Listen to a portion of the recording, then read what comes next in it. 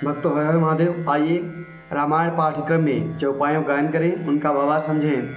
पिछले भाग में हमने गाया कि मुनि वाल्मीकि जी ने प्रभु श्री रामचंद्र जी को बताया कि आपके रहने योग्य स्थान कौन कौन से हैं, जिनमें उन्होंने बताया कि जिसने काम का त्याग कर दिया हो, क्रोध का त्याग कर दिया हो, लोभ का त्याग कर दिया हो, जो दूसरे की संपत्ति देखने पर सुखी हो तथा दूसरे की विपद देखने पर दुखी हो, जो गुरु को आपसे अधिक माने तथा आपके चरणों के सिवा संसार में और किसी को महत्व न दे, आप उनके हृदय में वास करें। आगे क्रम में मुनि वाल्मीकि जी और बताते हैं प्रभु श्री रामचंद्र जी को रहने योग्य स्थान।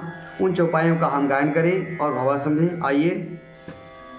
अवगुण तजी सबके गुण गहही, बेप्रधेनुहित संकट सहही, नीति निपुण जिन कई जगली का, घर तुम्हार तिन कर्म नुनी का, गुण तुम्हार समुझई निज दोषा, जहि सब भांति तुम्हार भरोसा, राम भगत प्रिय लागहि जेहि, तेहि उर बसहूँ सहित भय देहि।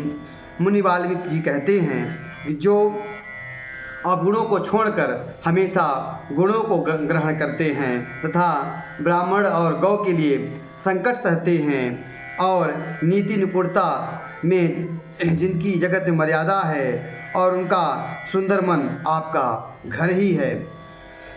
आगे कहते हैं जो गुणों को आपका और दोषों को अपना समझे, जो उससे अच्छा कार्य बन जाए उसे वह आपकी कृपा प्रसाद समझे, और जो दोष हों उसे अपने में स्वीकारे, और जिससे हर प्रकार से हर कार्य के लिए आपका ही भरोसा हो, और जो जिसके हृदय में हमेशा आपके भक्तों के प्रति प्रेम हो, आप उनके हृदय में वैदेही के सहित वास करिए।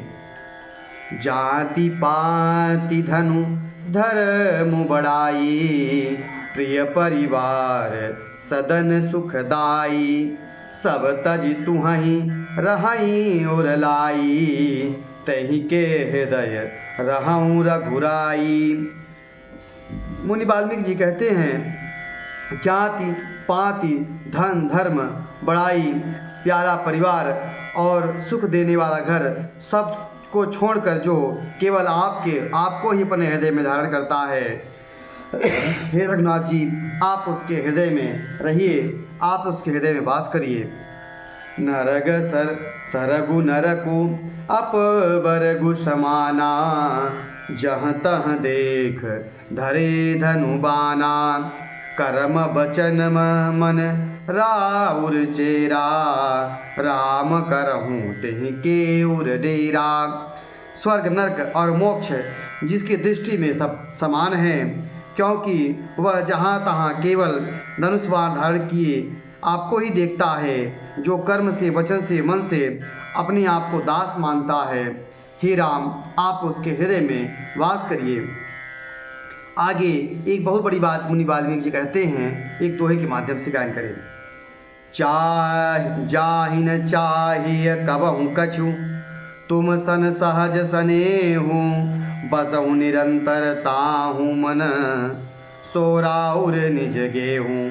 मुनि वाल्मीकि जी कहते हैं जिसको कभी कुछ भी नहीं चाहिए, जिसका आपसे स्वाभाविक प्रेम है, आप उसके मन में निरंतर निवास करिए, वह आपका अपना ही घर है। इस प्रकार मुनि वाल्मीकि जी ने प्रभु के रहने योग्य स्थान बताएं।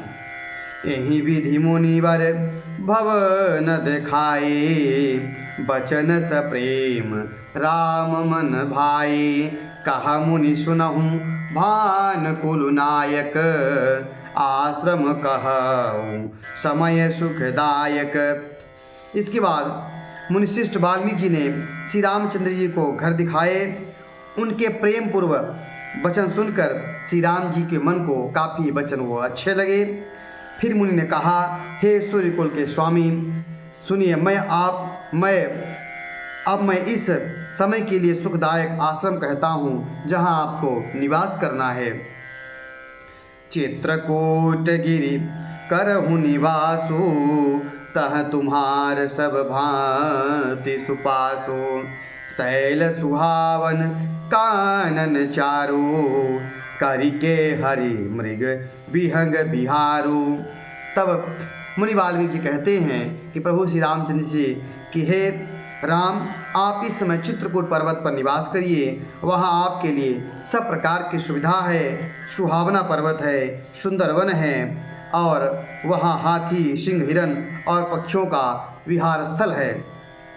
नदी पुनीत पुराण बखानी, अत्रिप्रिया निज तप बल आनी। सुरसरिन धाई नाव मंदाकिनी, जो सब पातक पोतक डाकिनी। वहाँ पवित्र नदी जिसकी पुराणों में प्रशंसा है और जिसको अत्रि ऋषि की पत्नी अनसुईया जी अपने तपो बल से वहाँ पर लाई थी, वह गंगा जी की धारा हैं। उनका नाम मंदाकिनी है। वह सब पाप रूपी बालकों को खा डालने के लिए डाकिनी हैं। अत्रि आदि मुनिवर बहु बसही, करहि जोग जप तप तन कसही। चलहु सफल सब कर करहूँ, राम देहु गौरव गिरि बरहूँ। आगे मुनि वाल्मीकि जी कहते हैं कि अत्रि आदि बहुत से श्रेष्ठ मुनि वहाँ निवास करते हैं और जो जप योग्य तथा तप योग करते हुए शरीर को कसते हैं। हे राम जी, चलिए सबके परिश्रम को सफल करिए और चित्रकूट की महिमा को बढ़ाइए। चित्रकूट महिमा अमित कही महामुनि गाय, आई नहाए सरिस बर सिय समेत दो भाई। महामुनि वाल्मीकि जी ने चित्रकूट की अपरिमित महिमा का बखान किया। तब सीता सहित दोनों भाइयों ने आकर श्रेष्ठ नदी मंदाकिनी में स्नान किया। रघुवर कहो लखन भल घाटू, करहूँ कतहूँ अब ठाहर ठाठू। लखन दीख पय उतर करारा, चहु दिस फिरऊ धनुष जी मिनारा। श्री रामचंद्र जी ने कहा, लक्ष्मण अब बहुत अच्छा घाट है, अब यहीं ठहरने की व्यवस्था करो। तब लक्ष्मण जी ने पैसु नदी के उत्तर के ऊंचे किनारे को देखा और इसके चारों ओर धनुष के जैसा एक नाला फिरा हुआ है। नदी पनच सर समदम दाना, सकल कलुष करि साउज नाना। चित्रकूट जनु अचल अहेरी, चुकई न घात मार मुठ भेरी। नदी मंदाकिनी उसकी धनुष की प्रत्यंचा डोरी है तथा समदम दाम बाण है। कलयुग के समस्त पाप उसके अनेक हिंसक पशु निशाने हैं। चित्रकूट ही मानो अचल शिकारी है, जिसका निशाना कभी चुकता नहीं है और जो सामने से मारता है।